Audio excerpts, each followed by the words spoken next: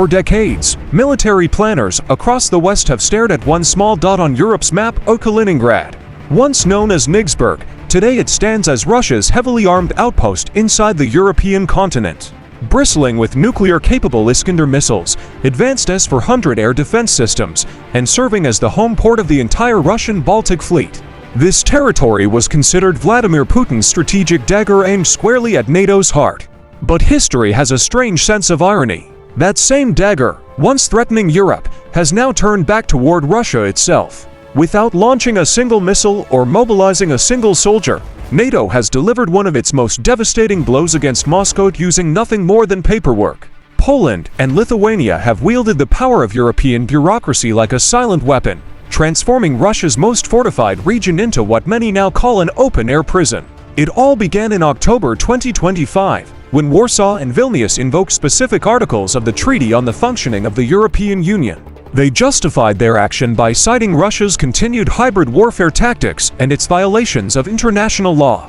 What looked like a routine legal procedure became one of the most daring strategic maneuvers in recent history to non-military checkmate against a nuclear power. With that single bureaucratic stroke, all sanctioned cargo moving between Russia and Kaliningrad was banned from crossing Polish and Lithuanian soil. Overnight, the region's lifeline was severed. To grasp the magnitude of this move, one must first understand Kaliningrad's fragile anatomy. The enclave's economy and daily life relied entirely on two main transit routes, one through Lithuania, the other through Poland. The Lithuanian corridor was the artery of survival. Freight trains from Russian cities like Pskov and St. Petersburg passed through Belarus, cut across Lithuania, and reached Kaliningrad carrying military equipment, industrial materials, coal, and grain.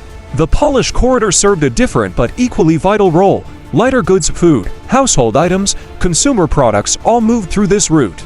Together, these paths sustained both the city's 1 million civilians and the tens of thousands of soldiers stationed there. Cut off these two corridors, and Kaliningrad suffocates. Sea and air resupply sound like alternatives until you consider the cost, risk, and geography. Naval drones used by Ukraine in the Black Sea have already shown how easily ships can be destroyed. Air transport, meanwhile, is astronomically expensive and strategically exposed.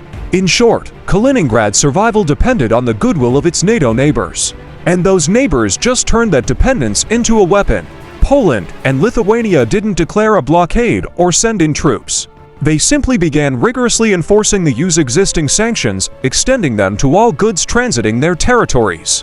The list of prohibited materials was vast: metals, cement, machinery, electronics, coal, and even luxury items.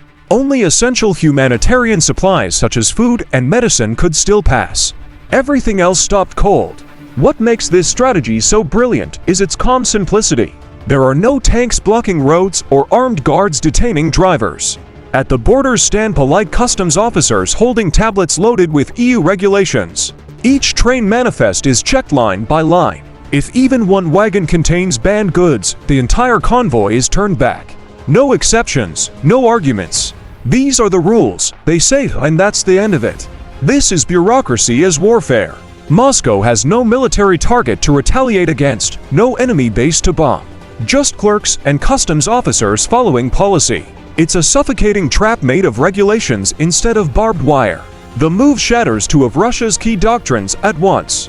Its strategy of escalate to de-escalate to the threat of limited nuclear use to force concessions is meaningless when there's nothing tangible to strike. NATO has chosen to fight not with missiles but with laws. Putin cannot credibly threaten nuclear retaliation for a customs regulation without inviting worldwide condemnation. For years, Russian propaganda described Kaliningrad as a fortress that denied NATO access to much of the Baltic region and a two-pad bubble controlling half of Poland and the sea beyond. But the EU's legal maneuver turned that fortress into a cage. Its missiles no longer defend Russia's influence, they imprison it. The enclave, once an asset, has become a logistical nightmare and a symbol of isolation. The consequences ripple far beyond its borders. Kaliningrad's 1 million residents now find themselves cut off not just geographically, but psychologically. Supermarket shelves are emptying. Fuel stations run dry. Flights are cancelled. The costs of shipping supplies by sea have skyrocketed due to war risk insurance, while slow cargo ships remain vulnerable targets in the Baltic, one of the most militarized waters on Earth. Every extra euro spent on transport raises the price of bread, milk, and water in Kaliningrad. Meanwhile, escorting cargo by Russian warships only drains resources and exposes them to danger. Air transport is even worse, prohibitively expensive and strategically exposed to NATO fighters from Poland, Germany, and the Nordic countries. A single tense moment could close the air corridor completely. In just weeks, life inside the enclave is changing beyond recognition. What the people of Kaliningrad lose is not just comfort, but dignity. For years, they saw themselves as Russia's most European citizens, traveling freely to Poland or Lithuania for shopping and leisure. Now they find themselves trapped, isolated, and forgotten by Moscow. This emotional isolation cuts deep. On Russian television, they see life in Moscow continuing normally at full stores, bright lights, concerts, while their own city faces shortages and silence. Many are beginning to question the Kremlin's promises. For some, loyalty to Moscow is fading fast. That sense of abandonment isn't new. In an informal 2023 poll, more than 70% of Kaliningrad residents reportedly favored greater autonomy or even independence. Putin's invasion of Ukraine only intensified these feelings, bringing more sanctions, more pressure, and now near total isolation. Kaliningrad was once a proud symbol of Soviet victory, the prize of World War I, and a reminder of past glory. To see that symbol reduced to helplessness not by bombs, but by legal clauses, is a crushing psychological defeat for Russian nationalism. The great power, it seems, has been tangled in its own red tape. But the effects don't stop there. China, Russia's most crucial partner, is now watching closely. Beijing's Belt and Road Initiative relies on smooth land routes connecting Asia to Europe. The West's effortless closure of this corridor shows how vulnerable those trade arteries truly are and sends a warning that political decisions in Brussels can cripple global supply lines in a single day. For the Kremlin, every option ahead looks grim.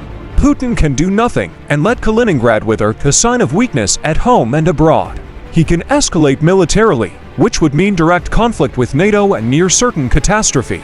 Or he can keep talking, repeating old propaganda about a Western hybrid war against Russia, the same lines voiced by Foreign Minister Sergei Lavrov since 2022.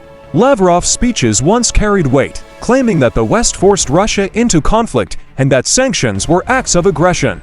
But by late 2025, those words sound hollow. The narrative no longer convinces anyone, not even some inside Russia. The bureaucratic siege of Kaliningrad has stripped the illusion of control. Now the world waits to see which move Putin will make. Will he accept checkmate and quietly step away from the board or flip it over in desperation? This is not just the story of one city's isolation. It is proof that in modern warfare, intelligence and law can be deadlier than artillery. That a paragraph in a treaty can accomplish what armies cannot. And that the greatest power on earth today may not belong to missiles or tanks, but to those who write the rules. What's your take on this silent but devastating confrontation? Could Russia find a way out, or has the battle for Kaliningrad already been lost without a single shot? Share your insights in the comments below, and if you value an in-depth geopolitical storytelling, don't forget to subscribe, like this video, and turn on notifications to support our independent analysis.